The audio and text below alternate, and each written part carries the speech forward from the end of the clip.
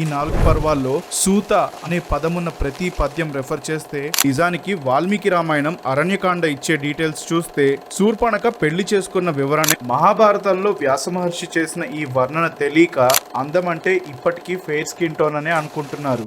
రావణుడి అన్న గురించి విన్నారా? సనాతన ధర్మం మనిషిని ఆచార వ్యవహారాలు కట్టుబాట్లతో కట్టిపడేస్తుందా? పోయినసారి చేసిన ఎపిక్ సీక్రెట్స్ 2వ ఎపిసోడ్కి మీరు మంచి రెస్పాన్సే ఇచ్చారు. దానికి చాలా చాలా థ్యాంక్స్. అయితే మీరు అడిగిన ప్రశ్నలన్నీ గ్యాదర్ చేసి ఒక లిస్ట్ తయారు చేశాం. ఆ స్క్రిప్ట్ పూర్తయ్యే లోపు మీకు మరొక ఎపిక్ సీక్రెట్స్ ఎపిసోడ్ ప్రెజెంట్ చేద్దామని ఈ కంటెంట్ ని అప్లోడ్ చేశాం. అయితే మీరు తెలుసుకోవాలనుకుంటున్న ఆన్సర్స్ ఏవైనా మిగిలిపోతే ఇక్కడ కమెంట్ సెక్షన్ లో అడిగేయండి. అలాగే మన ఛానల్ ని, అందులో ఉన్న కంటెంట్ ని సపోర్ట్ చేయాలనుకుంటే వెంటనే ఒక లైక్ కొట్టడం మర్చిపోకండి. ఈ వీడియోకి 5000 లైక్స్ వస్తే రీసెంట్ గా అప్లోడ్ చేసిన శిఖండి మినీ సిరీస్ లానే కల్కి అవతార్, కలిపురుష, కలియుగం ఈ మూడిటికి సంబంధించిన మరొక మినీ సిరీస్ ని అప్లోడ్ చేస్తాను.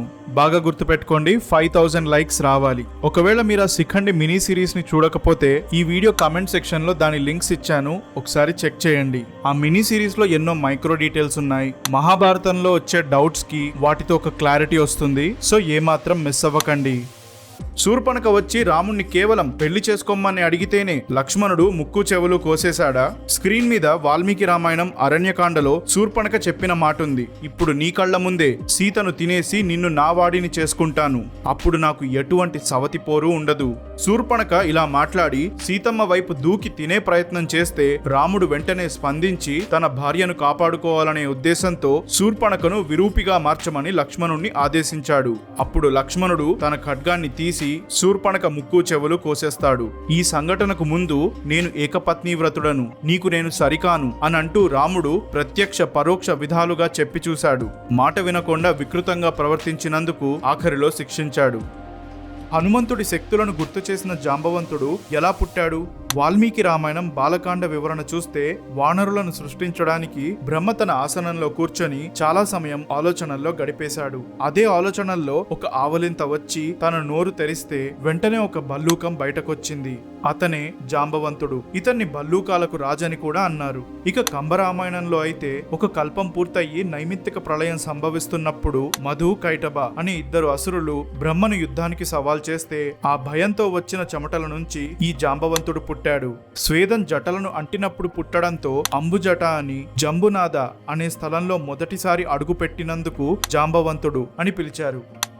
దుర్యోధనుడు ఎవరి అంశతో పుట్టాడో తెలుసా? ద్వాపరయుగంలో కూడా దేవ అసురుల మధ్య యుద్ధం జరిగిందన్న విషయం మీకు తెలుసా? ఎక్కువగా సత్యయుగంలో దేవ అసురులు యుద్ధాలు చేసుకున్నారు. అదే త్రేతాయుగంలో రాముడు విష్ణుని అవతారంగా వానరులు దేవతల అంశలుగా వచ్చి రావణుణ్ణి, అతని అనుచర అసురులను అంతం చేశారు. అదే ద్వాపర యుగంలో చూస్తే పాండవులు దేవతల అంశలుగా, కౌరవులు అసురుల అంశలుగా జన్మించి ఇద్దరి మధ్య యుద్ధం జరిగింది. పుత్రదర్శన పర్వంలో వ్యాస మహర్షి ఒక్కొక్క వ్యక్తి ఎవరి అంశతో పుట్టాడు అని డీటెయిల్డ్ గా చెప్పారు. అలా దుర్యోధనుడు కలిపురుషుడికి, శకుని ద్వాపర పురుషుడికి, దుశ్శాసన తదితర కౌరవులందరూ రాక్షసుల అంశాలతో పుట్టినవారు.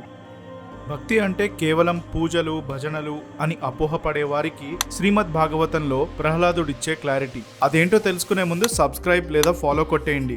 భక్తి 9 రకాలుగా ఉంటుంది. శ్రవణం, భగవంతునికి సంబంధించిన గ్రంథాల వివరణ వినడం. కీర్తనం, కీర్తనలు, పాటలు పాడటం. స్మరణం, పురాణ గ్రంథాల్లో భగవంతుని లీలలు, పాఠాలు తలుచుకోవడం. పాద సేవనం, పాదాలకు సేవించడం. అర్చనం, షోడశోపచార పూజలు చేయడం. వందనం, భగవత్ స్వరూపాలకు నమస్కరించడం. దాస్యం, సేవ చేసుకోవడం. సఖ్యం, భగవంతునితో స్నేహం చేయడం. ఆత్మ నివేదనం, తనను తాను పూర్తిగా భగవంతునికి అర్పించుకోవడం. కలియుగంలో భగవంతుడు కనిపించడు కాబట్టి వారి మూర్తి స్వరూపాలపై భక్తిని ఈ 9 రకాలుగా వ్యక్తపరుస్తారు.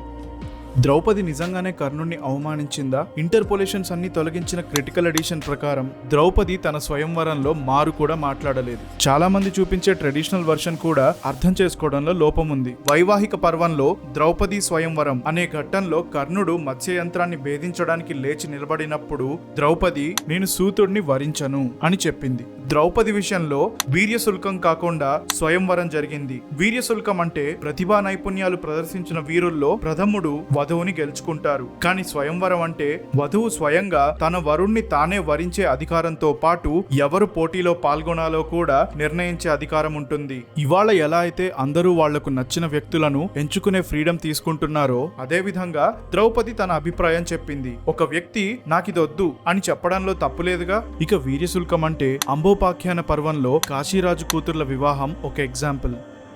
కర్ణుడు తప్పేమీ లేదు, కృష్ణుడు కుట్రతో చంపించాడు అని కంటెంట్ తెలియకుండా వాదించేవాళ్లు ఈ విషయం తెలుసుకోవాలి. స్క్రీన్ పై ఉన్నది వ్యాస మహాభారతం సభాపర్వంలో వికర్ణుడితో కర్ణుడు అన్నమాట. 5 భర్తలున్నారు కాబట్టి ద్రౌపది బంధకి అంటే సంస్కృతంలో వేశ్య, ప్రాస్టిట్యూట్. అలాంటి స్త్రీని సభలోకి ఎలాగైనా ఏకవస్త్రంలో ఉన్నా ఏ వస్త్రం లేకపోయినా ఈడ్చుకొని రావచ్చు, ఇది నా అభిప్రాయం అని కఠోరంగా అన్నాడు. ద్రౌపదికి పూర్వజన్మలో ఉన్న వరం కారణంగా 5 భర్తలు దక్కారు. దానితో పాటు ఆవిడ ఎప్పటికీ కన్యత్వం కలిగి ఉంటుంది. ఇది విష్ణుని అవతారమైన వ్యాస మహర్షే వివరించారు. అవకాశం ఉన్నా కూడా ద్రౌపది ఏనాడు హద్దు మీరలేదు. అలాంటి మహాసాధ్విని వేశ్య అంటూ కర్ణుడు నోటికొచ్చినట్టు వాగాడు, యుద్ధంలో మరణించాడు. మహాభారతం చదవని ప్రతి మేధావి సూతపుత్ర అంటే తక్కువ కులానికి తక్కువ జాతికి చెందినవాడు అనుకుంటున్నారు. స్క్రీన్ మీద కనిపిస్తున్న ఈ 4 పర్వాల్లో సూత అనే పదమున్న ప్రతి పద్యం రెఫర్ చేస్తే రథసారథులు, చాటింపు వేసేవాళ్లు, రాజుగారి సభల్లో కవులు, కథకులు, ఈ వృత్తులు చేసే వారిని సూతులు అంటారు. అలాగే క్షత్రియ, బ్రాహ్మణ ఇద్దరి కలయికతో పుట్టిన వాళ్లను కూడా సూతులు అంటారు. కర్ణుణ్ణి పెంచిన అతిరథుడు ఒక రథసారథి, అందుకే కర్ణుణ్ణి సూతపుత్ర అన్నారు. అంతేకాని తక్కువ చేసినట్టు కాదు. వ్యాస మహర్షి ఇచ్చిన దివ్య దృష్టితో కృష్ణుడు చెప్పిన భగవద్గీతను ధృతరాష్ట్రుడికి వివరించిన సంజయుడు, మత్స్యరాజ్య సైన్యాధిపతి కీచకుడు, అతని 100 మంది తమ్ముళ్లైన ఉపకీచకులు, వీళ్ళందరూ సూతపుత్రులే. వీళ్ళందరికీ పదవులు, మర్యాదలు దక్కాయిగా. ఒక మ్యాథ్స్ టీచర్ తప్పుగా చెప్పిన టాపిక్ గురించి ఫిజిక్స్ టీచర్ని నిందించడం ఎంతవరకు రైట్? ఫూలిష్నెస్ అంటారు కదా. రామాయణంలో ఉన్న మల్టిపుల్ వెర్షన్స్ అన్నిటికీ వాల్మీకి మహర్షిని నిందించడం కూడా అంతే మూర్ఖంగా ఉంటుంది. అద్భుత రామాయణంలో విద్యుజ్జిహ్వ అనే గంధర్వుడు శూర్పణఖను పెళ్లి చేసుకున్నాడు. ఆ తర్వాత రావణుడి చేతుల్లో మరణిస్తాడు. అందుకు శూర్పణఖ పగ తీర్చుకోవాలని సీతమ్మ అపహరణ జరిపించి రాముడి చేతుల్లో రావణుడు అంతమయ్యేలా చేస్తుంది. చాలా మంది దీన్ని వాల్మీకి రామాయణంతో రిలేట్ చేసుకుంటారు. కానీ నిజానికి వాల్మీకి రామాయణం అరణ్యకాండ ఇచ్చే డీటెయిల్స్ చూస్తే శూర్పణఖ పెళ్లి చేసుకున్న వివరణే ఉండదు. సో శూర్పణఖ పెళ్లికి వాల్మీకి రచనకు సంబంధమే లేదు. సీతమ్మ బలహీనురాలు కాదు అని చెప్పే ప్రూఫ్. శత్రు భయంకరుడైన రాముడు మిత్రుల పట్ల స్నేహభావనతో సామదాన ఉపాయాలను, శత్రువుల పట్ల గెలుపు సాధించాలన్న ఉద్దేశంతో దాన భేద దండోపాయాలు ఎంచుకుంటున్నాడా? ఇది సుందరకాండలో హనుమంతుడిని సీతమ్మ అడిగిన ప్రశ్న. మంచి మాటలు, బహుమతులు, వీటితో స్నేహితులను సాధిస్తే బహుమతులిచ్చి, వ్యక్తులను వేరు చేసి, దండన విధించి అనే 3 పద్ధతుల్లో శత్రువులను గెలవచ్చు. ఇది రాజ్యపాలనపై అవగాహన ఉన్న వాళ్లకు మాత్రమే తెలిసే విషయాలు. అన్నీ తెలిసినప్పటికీ శ్రీరాముడు ఖచ్చితంగా వచ్చి తీరతాడు అన్న మాట నిజం చెయ్యడానికే అశోక వాటికలో సీతమ్మ అలా ఎదురు చూస్తుండిపోయింది. మహాభారతంలో వ్యాస మహర్షి చేసిన ఈ వర్ణన తెలియక అందమంటే ఇప్పటికీ ఫెయిర్ స్కిన్ టోన్ అనే అనుకుంటున్నారు. ద్వాపర యుగంలో ద్రౌపది అపురూప సౌందర్యవతి అని స్వయంవరంలో రాజులు, రాకుమారులు వెళ్లి పెళ్లి చేసుకోవాలని పోటీ పడ్డారు. ఆవిడ అందం అసామాన్యమనే వర్ణన ఉంది. అయితే ద్రౌపది చర్మ వర్ణాన్ని ఉద్దేశిస్తూ కృష్ణ అని పిలిచేవారు. కృష్ణ అంటే నలుపు, ఆకర్షణీయం అనే 2 అర్థాలు వస్తాయి. అలా చూస్తే అందానికి రంగుతో సంబంధం లేదన్నట్టే కదా. ఇక నీలమేఘశ్యాముడు అని పిలువబడే విష్ణువు, శ్రీరామ, శ్రీకృష్ణ వీళ్ల గురించి కొత్తగా చెప్పక్కర్లేదు. సో విషయం అర్థమైతే అందానికి స్కిన్ టోన్ తో లింక్ చేసుకుని బాధపడే వాళ్లకు ఈ వీడియో చూపించి ఉత్సాహపరచండి, వేధించే వాళ్ల కళ్ళు తెరిపించండి. ఓం నమఃశివాయ అంటే ఏంటి? పదాలతో చూస్తే నేను శివుడికి నమస్కరిస్తున్నాను అనే అర్థం వస్తుంది. ఇక అక్షరాలతో చూస్తే ఓం అంటే మొత్తం విశ్వాన్ని సూచించే పవిత్రమైన ధ్వని. ఇది సమస్త సృష్టిని, జీవి అస్తిత్వాన్ని ఉద్దేశిస్తుంది. అందుకే ఓం అంటే నేను అనే అర్థం కూడా వస్తుంది. ఇక నమఃశివాయలో ఒక్కొక్క అక్షరం పరమశివుడు వ్యాపించి ఉన్న పంచభూతాలను ఉద్దేశిస్తుంది. నా భూమి, అహాన్ని విడిచిపెట్టు. మా నీరు, మనసుని శుభ్రపరచు. సి అగ్ని, ప్రతికూల భావోద్వేగాలు అంటే నెగటివ్ క్వాలిటీస్ ని కాల్చేసేయి. వా వాయువు, ఊపిరితో సజీవంగా ఉండు. యా ఆకాశం, పరిమితి లేకుండా ప్రతి దానితో అనుసంధానమవ్వు అని సూచిస్తాయి. అన్నీ కలిపితే శివుడిలా జీవించే విధానం. శివుడు ఎందుకని శ్మశానంలో తిరుగుతుంటాడు? శ్మశానంలోనే భౌతిక కాయం అంటే ఫిజికల్ బాడీ అంతమయ్యి జీవాత్మ ఈ జన్మ నుంచి విముక్తి పొంది అదే ప్రదేశంలో తిరిగి పునర్జన్మకు సిద్ధమవుతుంది. ఒకవేళ మోక్షం పొందితే శివ అనే పరబ్రహ్మ స్వరూపంలో ఏకమవుతుంది. ఇక శివుడంటే సృష్టి, పరిరక్షణ, వినాశనం అనే చక్రానికి అధిపతి. ఈ ఆధిపత్యాన్ని, జీవాత్మ మనుగడను శాసించే విషయాన్ని సూచిస్తూ శివుడు శ్మశానంలో నివాసం ఉంటాడు. దానితో పాటు శివుడి సన్యాసి జీవన విధానాన్ని, భూతనాథ, తంత్రాధిపతి అనే పాత్రలకు సూచనగా శివుడు శ్మశానంలో తిరుగుతుంటాడు. రావణుడి అన్న గురించి విన్నారా? వాల్మీకి రామాయణంలో ప్రస్తావించిన కుబేరుడు కాదు. అసలు ఈ పాయింట్ వాల్మీకి రామాయణంలోదే కాదు, ప్రపంచంలో ఒక్కొక్క ప్రాంతానికి ఒక్కొక్క రామాయణం వర్షన్ ఉంది. అలా మొత్తంగా కొన్ని వందల రామాయణాలు ఉన్నాయి. వాటిల్లో 27 సర్గలున్న అద్భుత రామాయణం అనే గ్రంథం ప్రకారం దశకంఠ రావణుడికి సహస్ర రావణుడు అంటే 1000 తలలు కలిగిన రావణాసురుడు అనే అగ్రజుడుంటాడు. 10 తలలున్న రావణాసురుడే భయానకం, శక్తివంతం, అరాచకమైతే 1000 శిరస్సుల రావణాసురుడు ఎలా ఉంటాడు? ఊహకే అంతు పట్టట్లేదు కదా. ఇక్కడ వానర సైన్యంతో వచ్చిన రాముడు కాదు, ఉగ్ర రూపంలోకి మారిన సీతమ్మ సహస్ర రావణుణ్ణి వధిస్తుంది. అద్భుత రామాయణం అంటే పేరుకు తగ్గట్టుగానే ఎన్నో అద్భుతాలు కలగలిపి ఉంటుంది. శివుడు ఎందుకని చంద్రుడిని తన తలపై ధరించాడు? దక్షుడు తన 27 మంది కూతుర్లను చంద్రుడికిచ్చి వివాహం చేశాడు. కాని వారందరిలో కేవలం రోహిణిపై మాత్రమే ఎక్కువ ప్రేమ చూపిస్తూ మిగతా వాళ్లను నిర్లక్ష్యం చేశాడు. దక్షుడు కొన్నిసార్లు చెప్పి చూశాడు, కాని చంద్రుడు వినకపోవడంతో తన ఓపిక నశించి కాంతి విహీనుడవుతాడని చంద్రుడిని శపించాడు. అలా చంద్రుడి వెలుగు క్షీణిస్తే ఎన్నో ఔషధ మూలికలు నశించిపోతాయి. కాబట్టి ఇది చంద్రుడిని బాధించే విషయం మాత్రమే కాదు, సృష్టికి కష్టాన్ని తెచ్చిపెట్టే కూడా. బ్రహ్మ ఇచ్చిన సలహాతో చంద్రుడు వెళ్లి శివుడిని కలిశాడు. శాపాన్ని పూర్తిగా తొలగించడం సాధ్యపడే పని కాదు, కానీ సృష్టికి చంద్రుడి వెలుగు అవసరం కాబట్టి కేవలం కృష్ణపక్షంలో కాంతి క్షీణించి శుక్లపక్షంలో అదే కాంతి తిరిగి పుంజుకుంటుందని చెప్పి చంద్రుడికి గొప్ప స్థానం కలిగించడానికి శివుడు తన తలపై ధరించాడు. శివుడు కాలాన్ని సైతం అదుపు చేసేవాడు కాబట్టి ఆ చంద్రకాంతి తరిగి పెరగడం ఆ మహాదేవుడి ఆధీనంలోనే ఉంటుంది. పెళ్ళైనా కూడా ఎందుకని శివుడు ధ్యానంలోనే ఉంటాడు?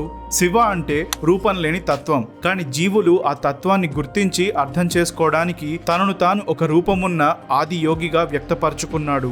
అయితే తిండి, నీళ్లు, శ్వాస వీటితో మనిషి బాడీలో జీవక్రియ వేడి అంటే మెటబాలిక్ హీట్ పుట్టి చుట్టూరా ఉన్న ఫిజికల్ వరల్డ్ తో మనసు కనెక్ట్ అవ్వడానికి సాయపడుతుంది. కానీ అదే మనసు ఈ ఫిజికల్ వరల్డ్ తో డిస్కనెక్ట్ అవ్వడానికి ఇవేవి అవసరం లేకుండా శరీరం దానంతట అదే ఒక వేడిని పుట్టిస్తుంది. ఆ స్థితిని తప అంటారు. ఇందులో మనసు క్లియర్ అయిపోయి ఆలోచనలతో వచ్చే గందరగోళానికి దూరమయ్యి ప్రశాంతంగా, సంతోషంగా ఉంటుంది. తపాన్ని చేరుకునే మార్గం తపస్సు. ఇలా శివుడు సాధారణ జీవితాన్ని విడిచిపెట్టి అంటే ఫిజికల్ రియాలిటీకి సంబంధించినవన్నీ తాత్కాలికమని తెలిసి వాటిని వదిలేస్తాడు. అలా చేయడంతో పరిమితులన్నీ దాటి సిద్ధ అనే స్థితికి చేరుకుంటాడు. ఈ స్థితిలో శివుడు స్వేచ్ఛగా, అపరిమితంగా అంటే లిమిట్లెస్ గా ఉంటాడు. శివుడు ఒక యుద్ధంతో ఇచ్చిన మెటఫరికల్ నాలెడ్జ్. శివపురాణం వివరించే త్రిపురాసుర వధ అనే ఘట్టంలో 3 త్రిపురాలు ఆధ్యాత్మిక కోణంలో 3 విధమైన అర్థాలను సూచిస్తాయి. త్రిపురాలు అహం, అనుబంధం, అజ్ఞానానికి ప్రతిరూపమైతే శివుడు చేసే అంతం వాటిని అధిగమించే ఆధ్యాత్మిక ఎదుగుదలను సూచిస్తుంది. త్రిపురాలు చైతన్యం అంటే కాన్షియస్నెస్ కుండే 3 స్థితులు, మెలకువ, కళ, గాఢ నిద్ర వీటికి ప్రతిరూపమైతే వాటి అంతం మనిషి సాధించాల్సిన ఉన్నతమైన అవగాహన. అదే త్రిపురాలు ప్రకృతిలో భాగమైన సత్వ, రజస్, తమస్ అనే 3 గుణాలైతే వాటి అంతం తాత్కాలికమైన ఈ ఫిజికల్ వరల్డ్ కి సంబంధించిన విషయాలను అధిగమించి శాశ్వతమైన ఆధ్యాత్మిక జ్ఞానాన్ని చేరుకోవడం. సో మొత్తంగా ప్రతి మనిషికి ఉండాల్సిన ఆధ్యాత్మిక ఎదుగుదలకు అవసరమైన ఇన్నర్ ట్రాన్స్ఫర్మేషన్ కి ఈ కథ ఒక మెటఫర్. సనాతన ధర్మంలో దేవుడు, గాడ్ అనే పదమే లేదని మీకు తెలుసా? ఇది వెస్టర్న్ ట్రాన్స్లేషన్స్ తో వచ్చిన పదం. ప్రపంచంలో ఒక్కడే దేవుడు అని చెప్పే మోనోథియిస్టిక్ నమ్మకాలను ఉద్దేశిస్తూ దేవుడు, గాడ్ అనే పదం వచ్చింది. కానీ సనాతన గ్రంథాల్లో భగవంతుడు, భగవన్ అనే పదాలు మాత్రమే ఉండి భగవంతుడు అన్నిట్లోనూ అందరిలోనూ ఉంటాడనే వివరణ ఉంటుంది. అందుకే మీరు గమనిస్తే మనం పూజించే రూపాలన్నిటినీ భగవత్ స్వరూపాలంటారు. మరొక విషయం ఏంటంటే ఐశ్వర్యం, సౌందర్యం, వీర్యం, జ్ఞానం, యశస్సు, వైరాగ్యం. ఈ 6 భాగ్యాలు తనలో కలిగుండి జీవులకు ప్రసాదించేవారు భగవన్. ఇది భగవంతుడి డెఫినిషన్. ప్రూఫ్ కోసం భగవద్గీతలో శ్రీ భగవాను వాచ అనే పదమున్న ప్రతి శ్లోకాన్ని రెఫర్ చేయండి. సో శ్రీకృష్ణ, విష్ణువు, శివ, శక్తి ఇలా అందరూ భగవత్ స్వరూపాలే, భగవంతులే. అలా అయితే దేవత అనే పదం వచ్చింది కదా అని అంటారేమో. ఇవాళ చాలా మంది దేవుడు అని ఉద్దేశించే పదానికి పురాణ ఇతిహాసాల్లో దేవతలు అని ఉన్న పదానికి చాలా డిఫరెన్స్ ఉంది. దేవతలంటే కశ్యప, అదితి వీళ్లకు పుట్టిన పిల్లలు. 33 దేవతలు అనే టాపిక్ మీద చేయబోయే వీడియోలో దీని గురించి ఇంకా డీటెయిల్ గా ఎక్స్ప్లెయిన్ చేస్తాను. ప్రస్తుతానికి మాత్రం 2 ఒకటి కాదని అర్థం చేసుకోండి. సనాతన ధర్మం మనిషిని ఆచార వ్యవహారాలు, కట్టుబాట్లతో కట్టిపడేస్తుందా? భగవద్గీతలో శ్రీకృష్ణుడు ఇచ్చిన అద్భుతమైన సూచన దీనికి సమాధానమిస్తుంది. ఇతితే జ్ఞానమాఖ్యాతం గుహ్యాద్ గుహ్యతరం మయా విమృశైతత్ శేషేన యథేచ్ఛాసి తథా కురు. నేను నీకు అన్ని జ్ఞానాల్లో అత్యంత రహస్యమయ జ్ఞానం అంటే ఆత్మజ్ఞానాన్ని వివరించాను. దీని గురించి పూర్తిగా ఆలోచించి ఆపై నువ్వు చెయ్యాలనుకున్నది చెయ్యి అని అర్జునుడితో అన్నాడు. సో శ్రీకృష్ణుడు సాక్షాత్తు భగవంతుడే అయినప్పటికీ ఒక డిక్టేటర్లా కాకుండా తాను జరిపించాలనుకున్న ధర్మస్థాపనలో పాల్గొనమంటూ అర్జునుడిని ఒత్తిడికి గురి చెయ్యలేదు. బదులుగా అర్జునుడికి తన సొంత నిర్ణయం తీసుకునే స్వేచ్ఛను ఇచ్చి గౌరవించాడు. సో మనిషికి తన డే టు డే లైఫ్ లో తీసుకునే నిర్ణయాల నుంచి ఆధ్యాత్మికతకు సంబంధించిన విషయాలు అన్నిట్లోనూ స్వేచ్ఛ ఉంటుంది. ఒక మొసలి నీటిలో ఉన్నప్పుడు చాలా శక్తివంతంగా ఉంటుంది. మరి దాన్ని అదే నీటి నుంచి బయటకు తీసుకురావాలంటే ఒక వ్యక్తి ఇంకెంత శక్తివంతుడు అవ్వాలి? అది ద్వాపర యుగం. అర్జునుడు వనవాసం చేస్తూ ఎన్నో పుణ్యక్షేత్రాలు తిరుగుతున్నాడు. అగస్త్యన, సౌభద్ర, పౌలమ, కారంధమ, భరద్వాజ అనే 5 తీర్థ స్థలాలున్న ప్రాంతానికి చేరుకున్నాడు. సౌభద్ర కోనేట్లో స్నానం చెయ్యడానికి దిగితే ఒక మొసలి అతనిపై దాడికి దిగింది. కానీ అర్జునుడు దాన్ని ఎక్కడికి కదలనివ్వకుండా గట్టిగా పట్టుకొని నీటి నుంచి బయటకు తీసుకొస్తే ఆ మొసలి ఒక అందమైన స్త్రీగా మారిపోయింది. వివరాలు అడిగితే ఒక బ్రాహ్మణుడు ఇచ్చిన శాపం కారణంగా కుబేరుడి అప్సరసలైన తాను తన 4 స్నేహితురాళ్లు 100 సంవత్సరాల పాటు మొసళ్లుగా మారిపోయారని చెప్పింది. అర్జునుడు మిగతా 4 అప్సరసలకు కూడా శాప విమోచనం కలిగించడంతో ఆ 5 కోనేర్లు స్త్రీ తీర్థాలుగా పిలువబడ్డాయి. పరశురాముడు ఎందుకని కార్తవీర్యుణ్ణి అంతం చేశాడు? బ్రహ్మాండ పురాణంలో 67 నుంచి 70వ అధ్యాయం చెప్పే కథ. వింధ్యా పర్వతాల్లో వేటకు వెళ్లిన కార్తవీర్యార్జునుడు జమదగ్ని ముని ఆశ్రమానికి వెళ్తే అతను అతిథి మర్యాదలతో పాటు ఎంతో విలాసవంతమైన విందు నిర్వహించాడు. ఒక సన్యాసి ఇన్ని విలాసాలు ఎలా ఏర్పాటు చేయగలడు అని కార్తవీర్యుడు ఆశ్చర్యపోతే కామధేనువు చెల్లెలు సుశీల వల్ల సాధ్యమయ్యిందని మరునాడు అదే ఆశ్రమానికి వెళ్లిన కార్తవీర్యుని మంత్రి చంద్రగుప్తుడు తెలుసుకున్నాడు. ఇక ఆ గోవుని తనకిమ్మని చంద్రగుప్తుడు అడిగితే జమదగ్ని ముని ఒప్పుకోలేదు. దానితో చంద్రగుప్తుడు బలప్రయోగం చేశాడు. కాని సుశీల ఆకాశంలోకి అదృశ్యమయ్యింది. తరువాత జరిగిన సంఘర్షణలో చంద్రగుప్తుని చేతుల్లో జమదగ్ని ముని మరణించాడు. కాసేపటికి పరశురాముడు తిరిగి వచ్చి తన తండ్రి చనిపోయాడనే బాధతో దుష్ట క్షత్రియ రాజులను నాశనం చేస్తానని ప్రతిజ్ఞ చేసి కార్తవీర్యుణ్ణి అతని కుమారులను ఓడించి చంపాడు. అక్కడితో హేహయ రాజవంశ పాలన ముగిసింది. ఒక 7 నుంచి గొప్ప చక్రవర్తి పుట్టుకొచ్చాడు. ఇది శ్రీమద్ భాగవతంలో సత్యయుగానికి చెందిన కథ. విష్ణువుని సైతం మెప్పించిన ధ్రువుడి వంశంలో వేన అనే క్రూరుడు పుట్టాడు. అధర్మానికి నిదర్శనంలా తన హింసలతో ప్రజలను బాధ పెట్టాడు. ఇది గమనించిన ఋషులు మొదట నచ్చజెప్పారు, హెచ్చరించారు. కాని వేన వినకపోవడంతో వాళ్ల శక్తియుక్తులను ఉపయోగించి అతన్ని అంతం చేశారు. ఇక పాలించే రాజు లేక రాజ్యంలో దుండగుల దాడులు పెరిగాయి. అప్పుడు వేనను శిక్షించిన ఋషులే అతని శవాన్ని నూరి మధించారు. దానికి ఫలితంగా ఒక కురూపితో పాటు నిషాద, పృథు, అర్చీసు అనే 3 పుట్టారు. వీరిలో పృథు చక్రవర్తిగా నిలిచాడు. పాలించే రాజు చెడ్డవాడైతే అది ప్రజలకు శ్రేయస్కరం కాదు అని కృష్ణుడు చెప్పిన మాటకు ఉదాహరణే ఈ కథ. ఈ కథను భాగవతం సిరీస్ లో ఇంతకుముందే అప్లోడ్ చేశాను. కుదిరితే ఒకసారి చెక్ చేయండి. అలాగే వీడియో మొదట్లో చెప్పిన సెకండ్ మినీ సిరీస్ మిస్ అవ్వకండి. 5000 లైక్స్ అనే టార్గెట్ బాగా గుర్తుపెట్టుకోండి. ఆ టార్గెట్ మీరు ఎంత త్వరగా పూర్తి చేస్తే కల్కి అవతార్, కలిపురుష, కలియుగం ఈ 3టికి సంబంధించిన మినీ సిరీస్ ని అంత త్వరగా అప్లోడ్ చేస్తాను. మరి అప్లోడ్ అయ్యే కంటెంట్ ఏది మిస్ అవ్వకూడదంటే సబ్స్క్రైబ్ చేసుకోండి అండ్ బెల్ ఐకాన్ యాక్టివేట్ చేస్తున్నప్పుడు ఆల్ నోటిఫికేషన్ సెలెక్ట్ చేయడం మర్చిపోవద్దు. సో అది ఫ్రెండ్స్ ఇవాల్టి వీడియో. నేను మీ లైఫ్ ఓరామా. తిరిగి కలుస్తూనే ఉందాం.